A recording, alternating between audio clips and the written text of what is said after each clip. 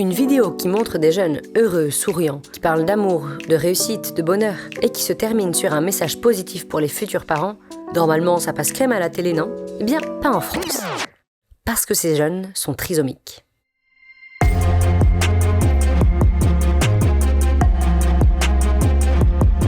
On est en 2014.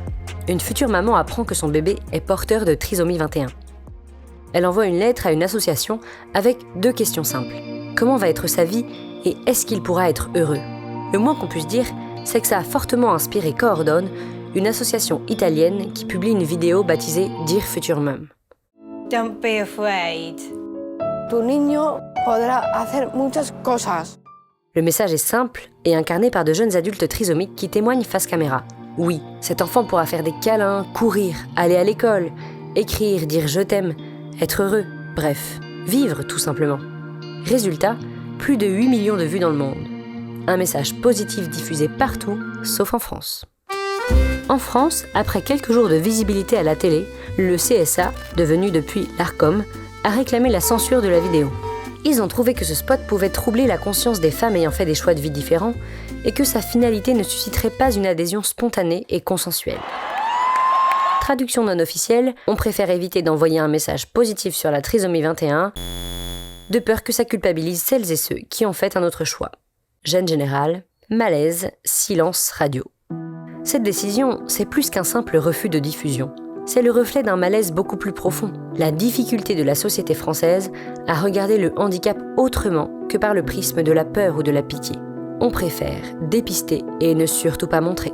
Pourquoi ?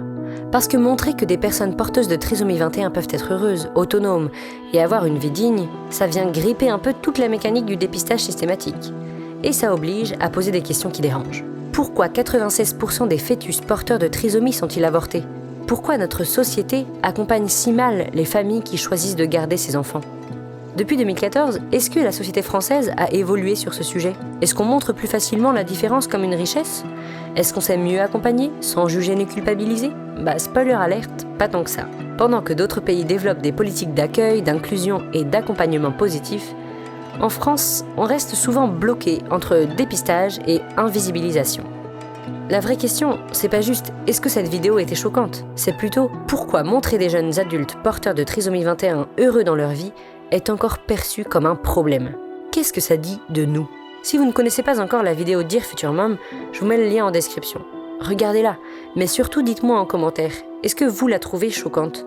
Est-ce que vous pensez que la France a vraiment évolué sur ces sujets ? Est-ce que vous trouvez ça normal qu'on doive choisir d'accepter ou non la différence ? Si vous voulez continuer à réfléchir à ces sujets bioéthiques et sociétaux, abonnez-vous à la chaîne, partagez la vidéo et surtout, restez humains.